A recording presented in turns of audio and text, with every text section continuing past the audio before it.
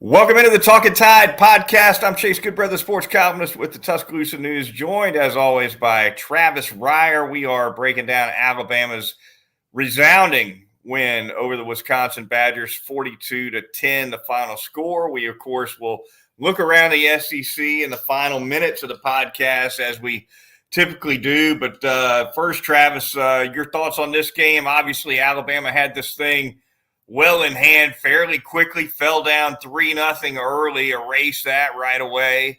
And before you knew it, the Crimson Tide had this thing under control.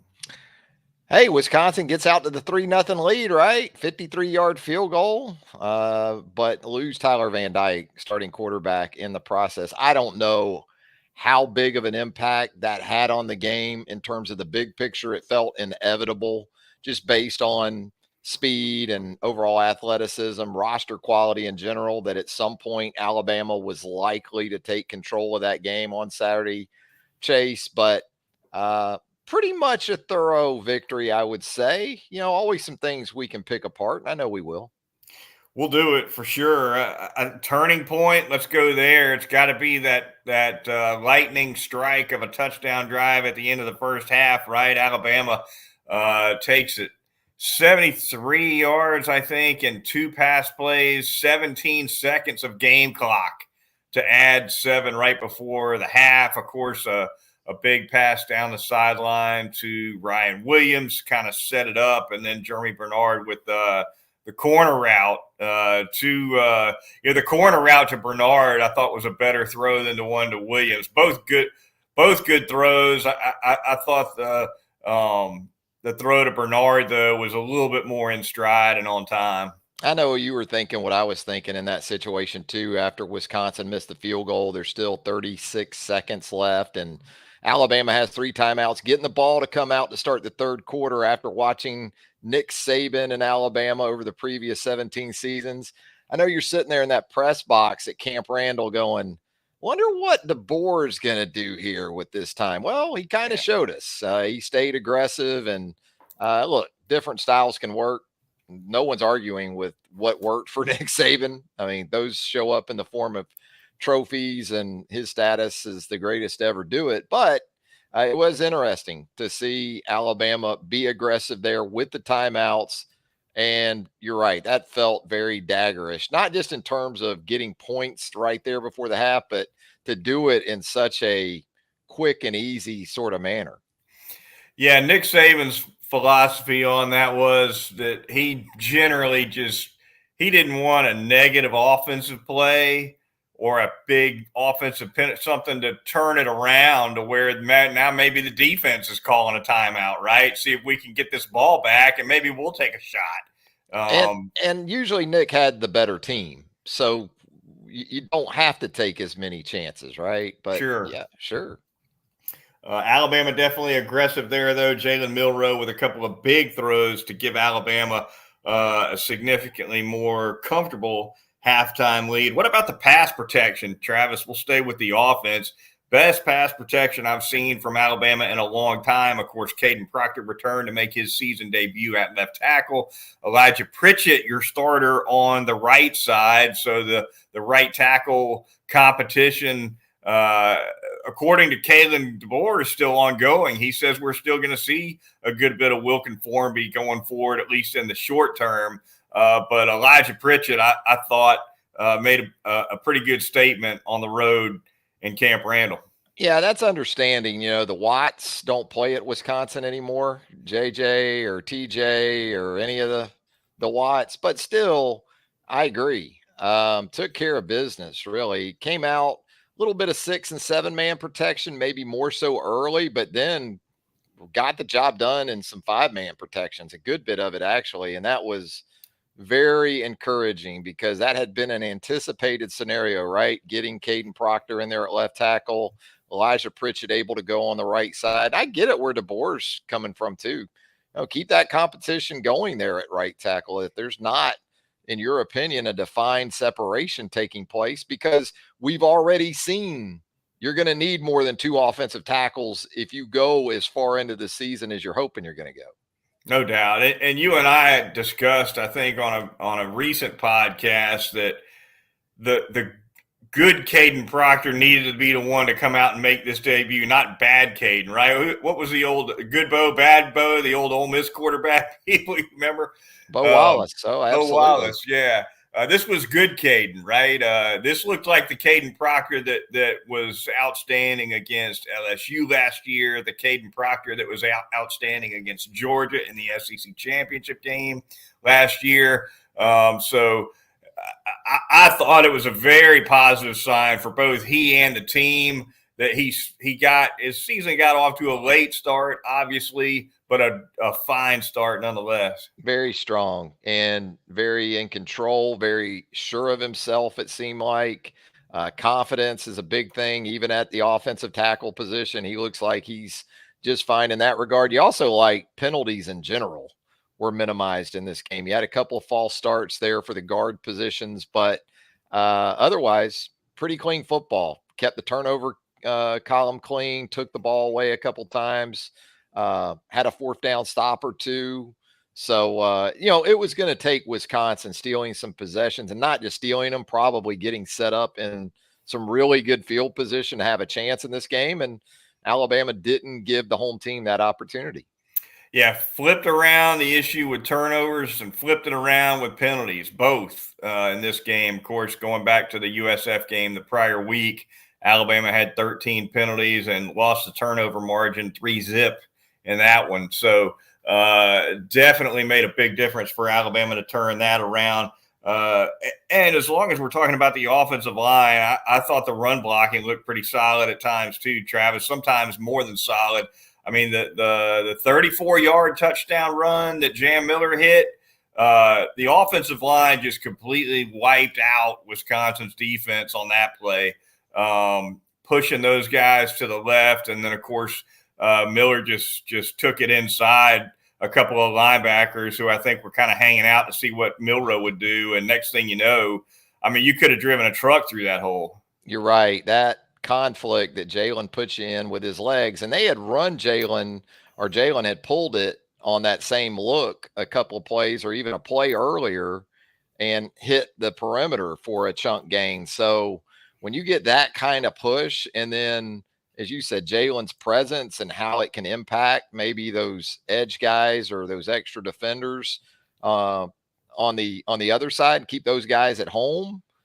It did. I mean, the hole for Jam Miller, you're right. The right side of the offensive line, Jaden Roberts, Elijah Pritchett, Robbie Oots was in on that too as a tight end. It was good enough with that. But now when outside linebackers, DBs have to kind of stay at home because of the threat of Jalen. And then Jam Miller with that burst too. He doesn't need a lot of time. He doesn't need a lot of space. And then when he gets both, it's going to be a real problem. No doubt. A heck of a run for Jam Miller. 9 for 71 on the ground for him. His yards per carry is up there, Travis, for sure. Haynes too.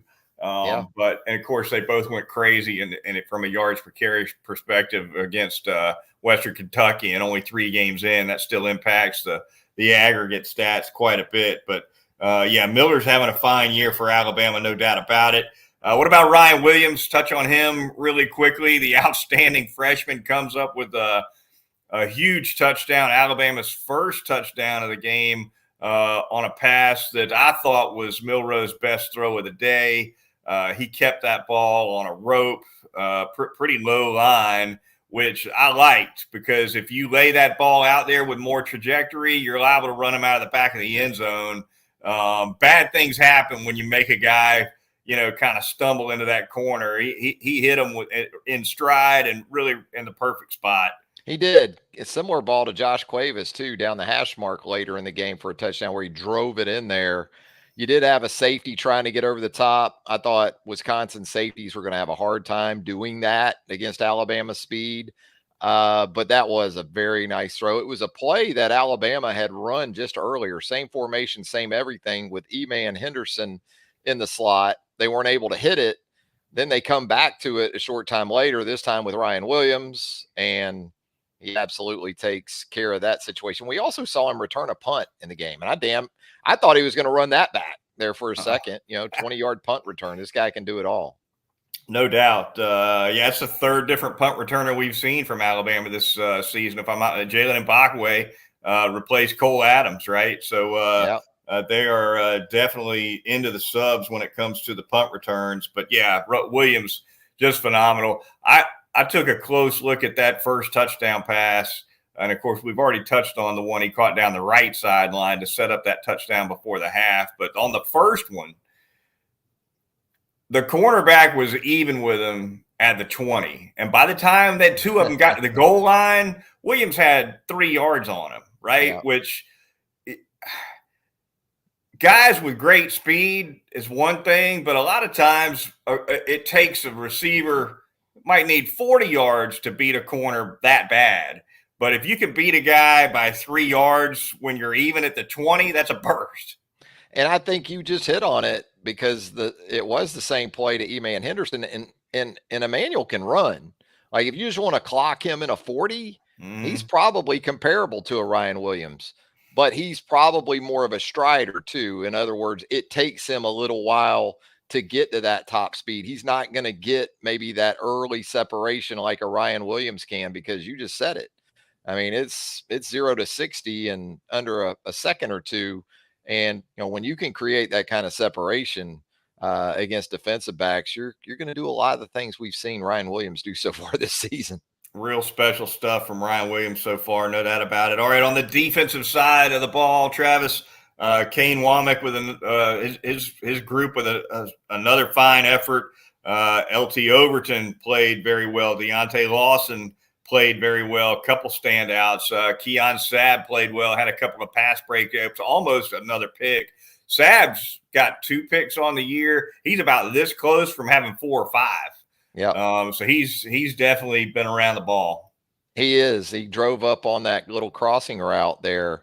I think it was in the first quarter on Saturday. He had an opportunity and a couple of takeaways. That's what Kane Womack continues to harp on. You can look at the run game. I think that's still an area where Alabama can certainly improve. Wisconsin, a lot of that came in a game in which Alabama was up maybe 3 scores. So you look at it from that perspective too. And if you're the defensive staff, you're probably not going to just load up on the run when you're up 3 scores. You're essentially letting the other team run out the clock in a lot of ways. And situational defense going to continue to be a big thing, I think, for this defense. Third down, red zone, but they can certainly improve against the run because they know what's coming. I mean, Georgia's going to give them a lot of the same concepts they saw in the run game from Wisconsin on Saturday. And Tim Keenan continued to do some good things. I agree with you on LT Overton, man. He's fun to watch because he plays through the whistle. And, Deontay Lawson with a forced fumble, Jod Campbell active once again. But, yeah, they need to clean some things up maybe in that front 6 or 7 before they get into a real fist fight with Georgia in the trenches. Yeah, for sure. I thought the hit that Overton put from behind on Braden Locke, the backup quarterback that popped that fumble out early in the game, I thought that shook Locke. Now, he stood in there and made a couple of nice throws in this game, but I sensed a level of discomfort, Travis, after that. Sped him up. With him Sped him up a little bit. Sped him up a little bit. Big hit there for sure for LT Overton there. He's looking like he and Jamarian Latham are looking like a solid tandem at that bandit position. As you noted, Tim Keenan continues to be Alabama's most active interior defensive lineman, does a lot of good things inside for the Crimson Tide. And, the substitution patterns for Kane Womack continues to be pretty aggressive, Travis. Seeing a lot of guys in the first half again defensively. Saw Jalen Mbakwe at a corner in the first half for a few reps. Yanze Pierre, Deshaun Jones.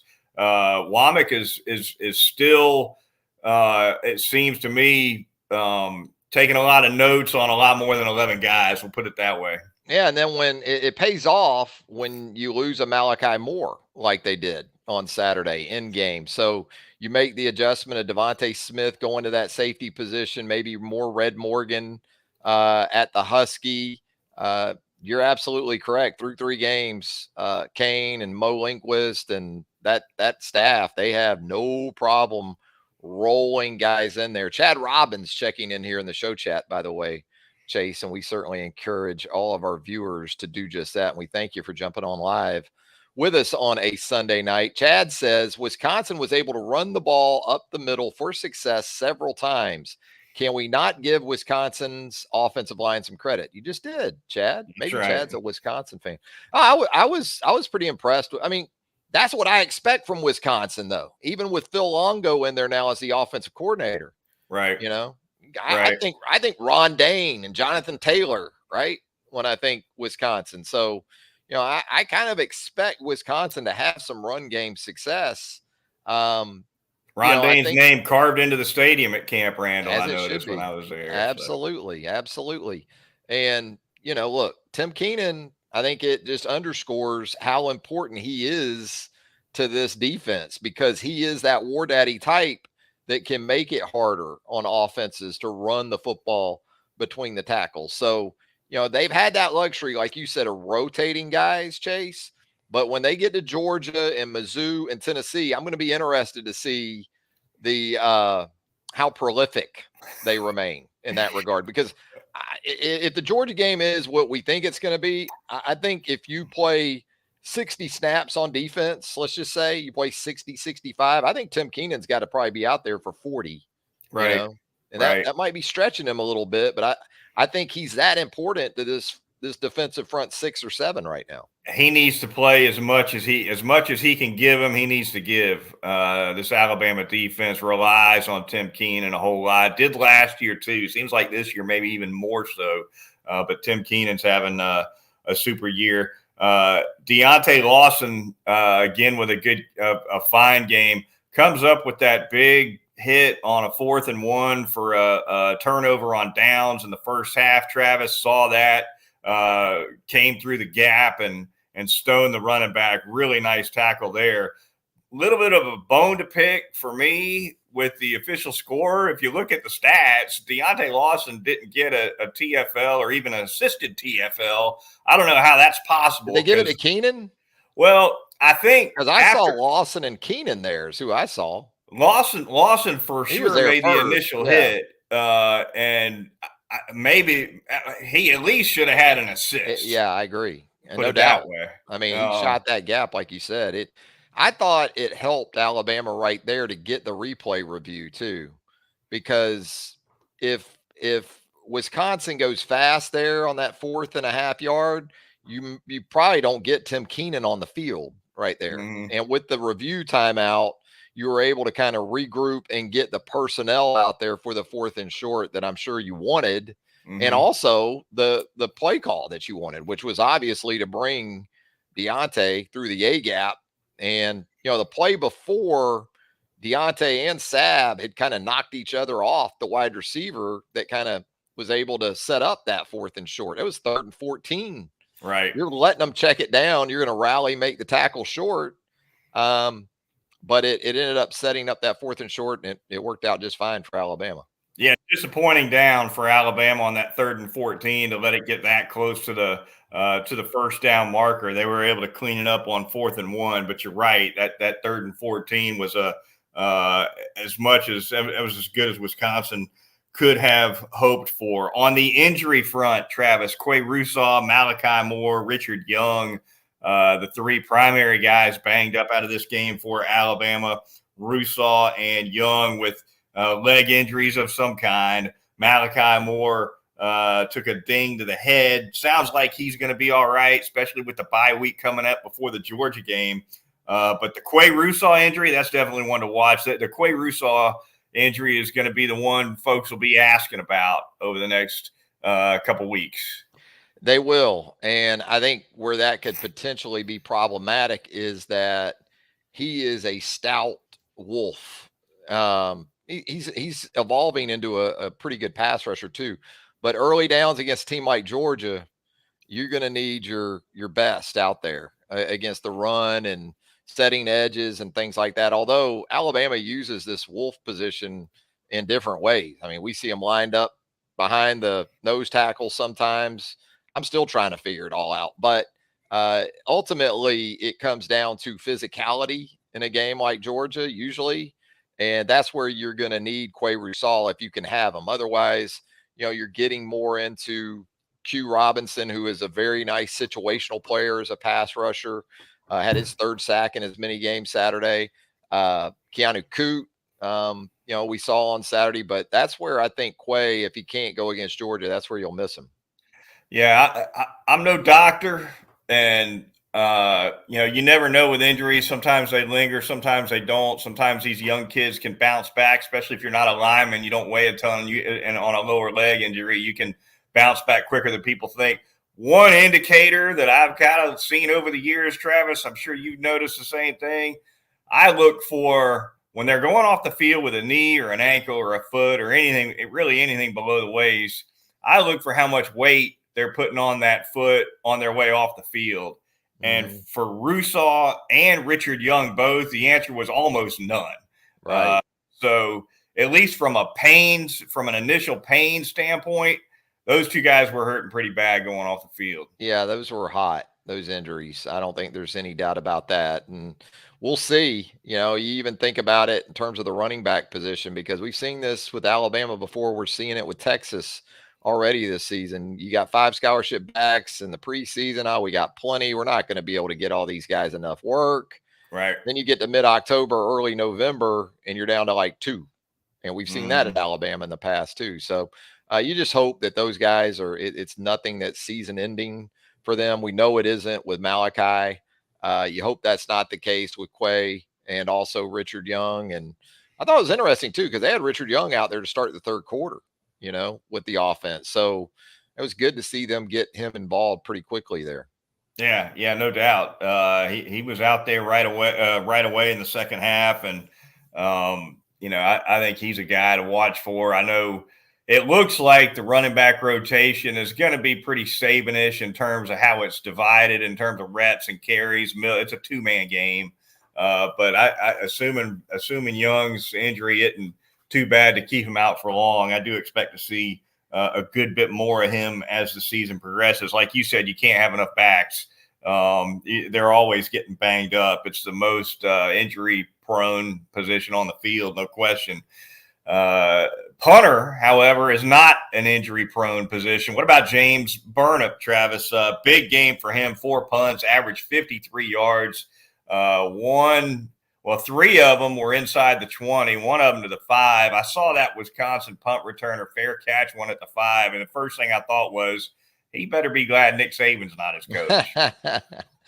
I'll tell you what, it's not an injury-prone position, but Burnip was putting a hating on some pigskins, said yeah.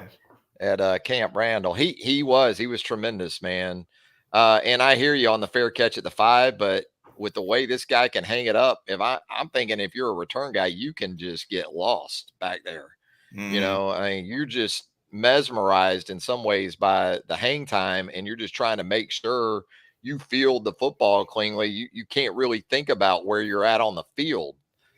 He was great. Absolutely great. That's big too, because as explosive as this offense has been, there are going to be games coming up real soon where you're going to need a guy that can do that. And this Alabama defense, there's been some real positives, but that side is still going to be more the unknown, I think, going into Georgia. And so to have a punter like that, if he can duplicate what he did at Wisconsin, that's a real weapon. Dare I say it looked a little J.K. Scottish out there at Camp Randall Stadium with the hang time. This should be Burnip's J.K. Scott era right now. Yeah. His 4th year, really talented guy. Took some time to get adapted to this American stuff, but he's always had it in him. It's just, he's still pretty new to it, I think. Pound for pound over the last 2 years, he's one of the most improved players on the team. He didn't have this kind of distance nor this kind of consistency when he first got the job. And not to get too granular with Burnip, but he's a damn good holder too. I mean, he does a nice job on field goal extra point. So he fills a couple of roles that are important, but punting, obviously, with what he can do there, that can be a separator. I mean, we saw J.K. Scott on multiple occasions, I think, be the difference in games, especially close games when he was at Alabama. I think I think back to 2014 Arkansas, that abysmal offensive performance in the mist and the rain in Fayetteville for Alabama that season. And J.K. Scott was absolutely the difference in that 1-point win over the Razorbacks. Speaking of special teams, just a little bit off the path, but you mentioned before the show you saw the Jags game today. What do you think of the new NFL kickoff style, and do you think the NCAA will institute that at some point in the next few years? It's just laughable to me, though, the whole safety thing in football, because we always start by taking care of the pros before we start taking care of the kids. Right. You know what I mean? Like, yeah, it's crazy. You know, we're going to go to this kickoff. Yeah, that's supposed to trickle up, not down. Nobody worries about. I go to high school games. You go to a high school game on Friday night. You talk about targeting. Yeah, I'll see 4 or 5 if it's good teams, higher level teams. I'll see 4 or 5 hits maybe a game. That if there was targeting called like it should be in high school, like it is in college, you'd have that many ejections. Mm-hmm. Youth football, you see targeting at the kid level, but I think it's a good alternative. You know, I think it's going to be interesting to see if the NFL makes the adjustment of not being as generous with field position for the kicking team if you kick it through the end zone and you put the ball at the 30, because that's not encouraging covering kicks or returns. If you want returns in this format, I think you're going to have to say, look, you kick it out of the end zone, we're putting it at 35 or 40. So kind of force the kicking team into doing that. But I would think it's coming to college football, but there are things that I've thought from a player safety perspective were coming to college football, and you still don't see it. You see the long whistle in college football. NFL, man, as soon as there is contact, a collision, that whistle blows. They blow that thing dead right now. College football, you'll have a what is it called in rugby? A scrum. You'll have a scrum for 7, 8, 10 seconds before a whistle comes in. Yeah. Late hits, things like that. Protecting the quarterback. Are you kidding me? Right.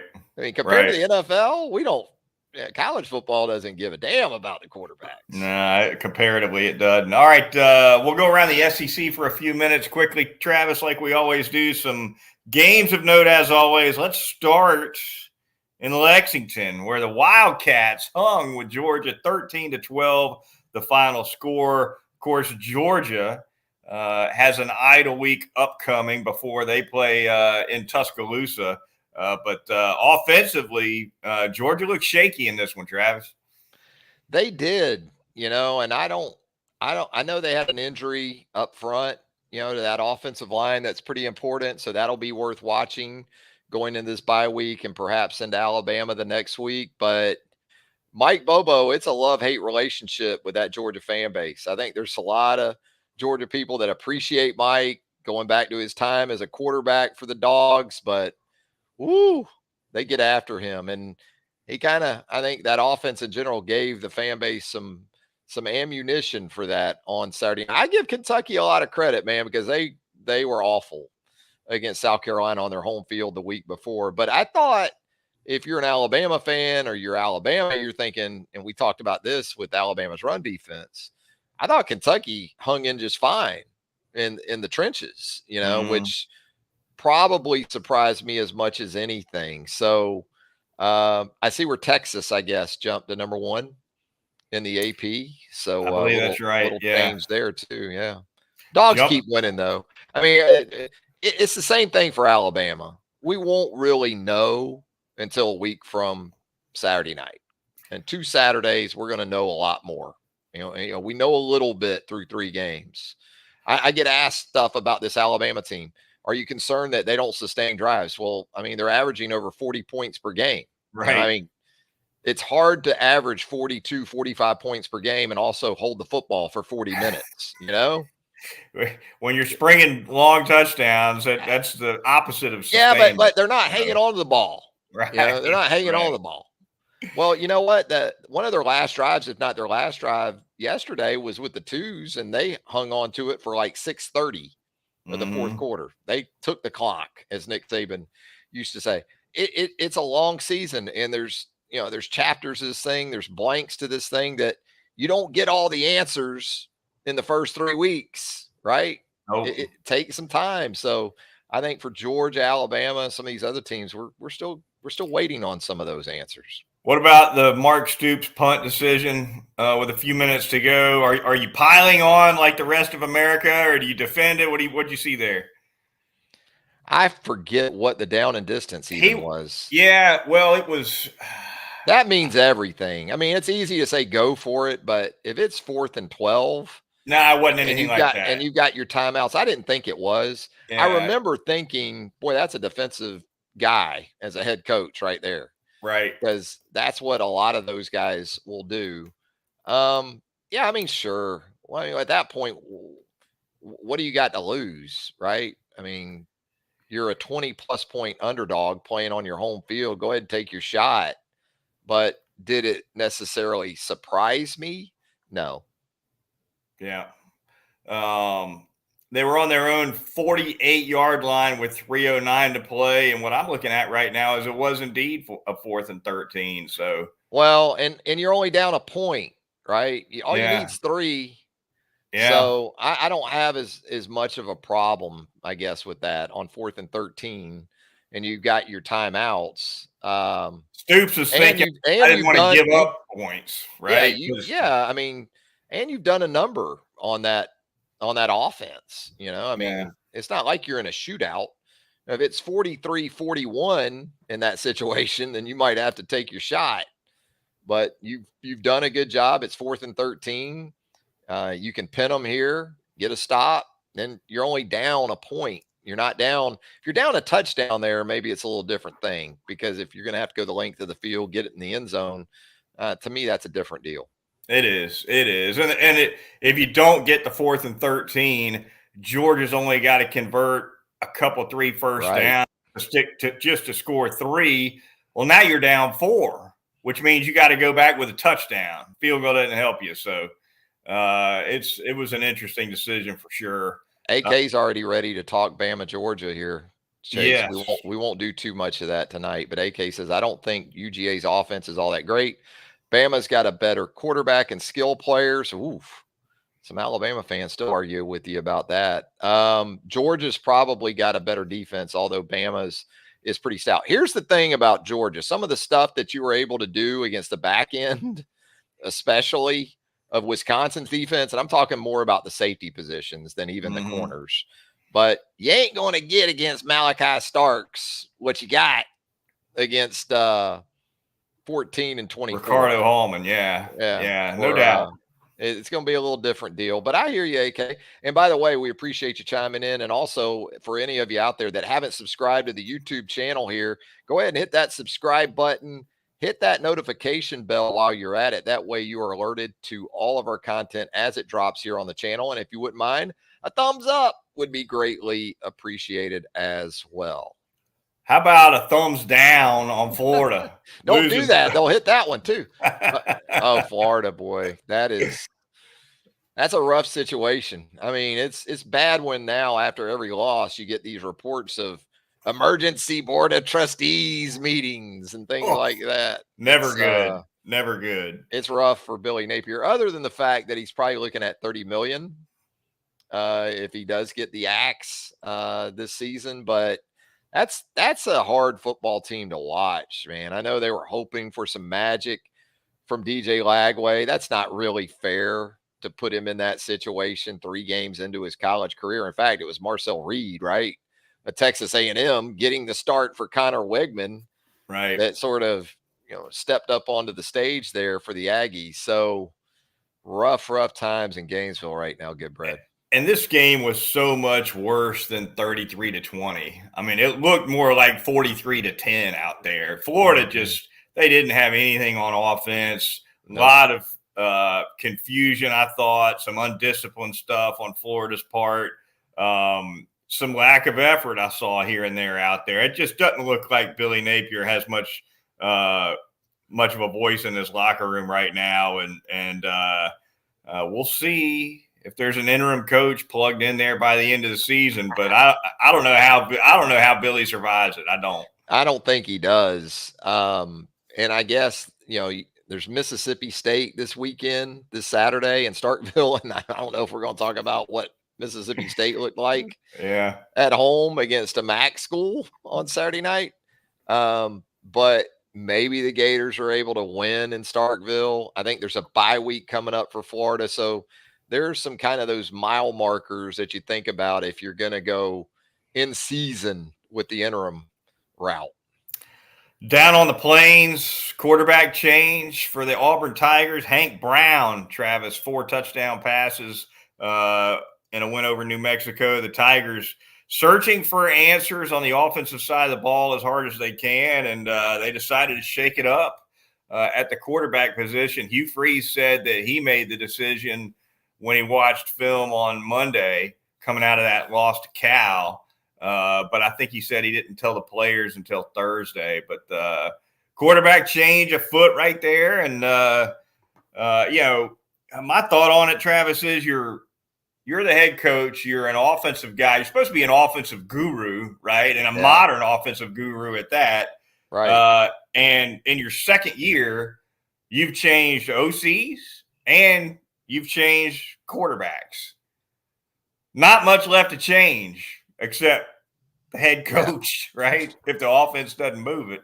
No, it's been surprising to me because I think Hugh is that highly regarded. Certainly Nick Saban holds Hugh Freeze as a football guy and an offensive guy. Try to hire him. Yeah, very high esteem. But for whatever reason to this point, and I know you can look at Peyton Thorne, I still don't. When I look at Auburn's offensive line, too, a big part of what Hugh likes to do is still run the football. And you got Jarquez Hunter. You got some solid backs there. Now you've got these young receivers, some transfers that have helped there on the outside. It's kind of hard to explain. And we'll see if the change really does much. It was the point where I think if you were even going to consider that and take a look at it, New Mexico was the game because you're about to get into Oklahoma and some SEC play. And that's not when you want to be going through that situation. That's going to be a wrap for the Talkin' Tide podcast. Want to thank the listeners and the viewers for joining Travis and myself for this edition of the Sunday Nighter. We will go dark for the idle week, but we'll come back here in roughly 10 days to preview that huge Alabama-Georgia game in Bryant-Denny Stadium coming up on September 28th. And so until that midweeker ahead of that big game, for Travis Reier, I'm Chase Goodbread. We're signing off right here on Talkin' Tide.